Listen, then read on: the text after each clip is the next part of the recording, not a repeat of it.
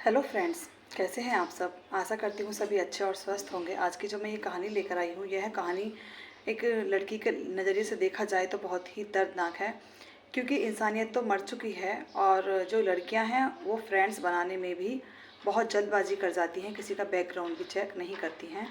तो बनारस में जो लड़की है वो बीए में पढ़ रही है और वो लड़की इस्पात सेंटर में काम करती थी।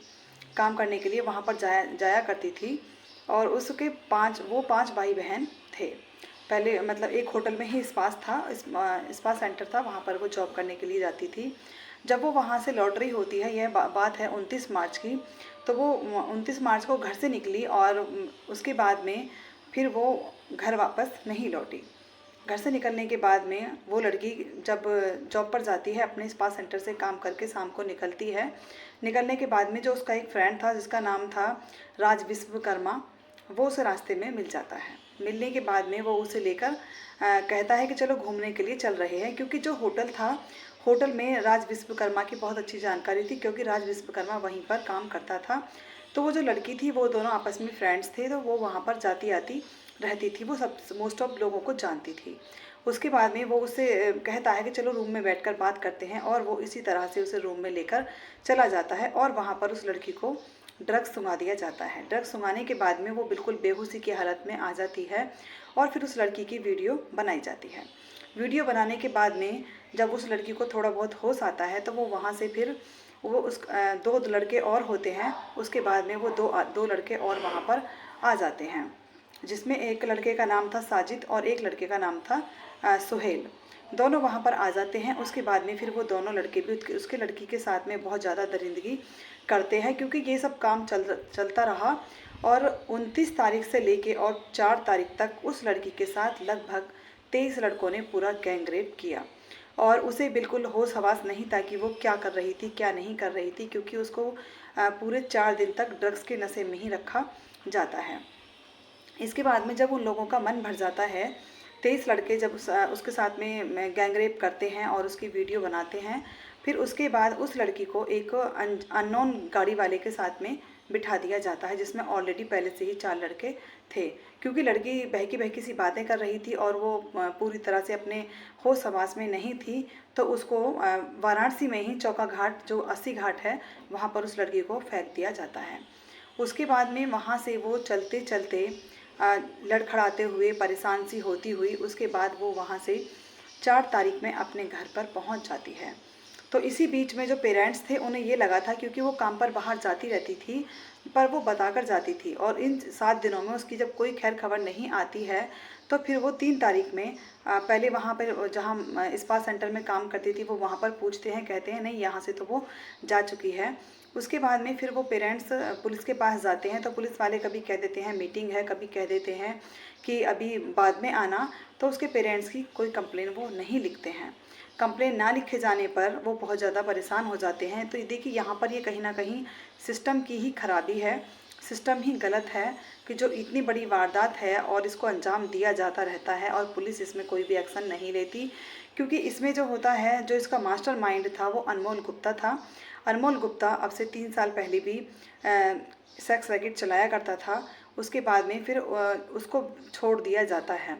लेकिन इसके बाद में क्या सिस्टम को ये पता नहीं चलता कि इस तरह का जो आदमी है, जो वो सेक्स रैकेट चलाता है, अब वो निकलने के बाद क्या काम कर रहा है, साल 2 साल में क्या ऐसे व्यक्ति की कोई भी जानकारी नहीं रखी जाती है। तो वो जो था, उसके बाद फिर ये जो काम कर रहा था, ये भी अनमोल गुप्ता ही इस काम को पूरे को अंजाम दे रहा था, यही मास्टरमाइंड था। क्योंकि जब वो स्पा सेंटर चला रहा था, वहाँ पर जो लड़कियाँ काम करने के लिए आती थीं, वहाँ से वो उन लड़कियों को इसी तरह से ज़बरदस्ती से ड्रग्स वगैरह सुंघाकर उनकी वीडियो फिल्म बनाता था। और वीडियो बनाने के बाद में लड़कियों से फिर वो जहाँ उसका मन करता था वहाँ पर उन लड़कियों को भेज देता था। और इतना पवित्र नगरी है वाराणसी, इतनी पावन नगरी है, वहाँ पर भी इतना गंदा और घिनौना खेल चल रहा है। और इसके बाद जब वो 4 तारीख में बदहवास हालत में अपने घर पहुंचती है, तो वो पूरी घटना अपने माता पिता को बताती है। तो माता पिता के पैरों तले से ज़मीन खिसक जाती है और वो उसके बाद पुलिस थाने फिर से जाते हैं। लेकिन इसमें भी पुलिस की एक गलती ये रहती है कि उसने लड़की का मेडिकल भी तुरंत नहीं कराते हैं। वो उसके बाद जब बाद में मेडिकल कराया जाता है, जब सोशल मीडिया पर ये चीज़ बहुत ज़्यादा जल्दी एक्टिव हो जाती है, उसके बाद उसका मेडिकल कराया जाता है तो उसमें इस चीज़ की पुष्टि होती है कि 7 दिन तक उस लड़की के साथ में उसका बलात्कार हुआ है, उसके साथ में इस तरह की बेरहमी से उस दर्दनाक उसके साथ में ये घटना घटित हुई है। तो 6 लोगों को वो बहुत अच्छे से जानती थी, जिनमें 6 लोग गिरफ्तार हो जाते हैं। लालपुर निवासी एक साजिद होता है, एक मुकुल होता है, आयुष खान होता है और क्या कहते हैं इसमें दानिश, इमरान, अनमोल गुप्ता आदि कई लोग इसमें गिरफ्तार भी हो जाते हैं, जिनमें से एक लड़का वहाँ से फरार होकर भी भाग जाता है।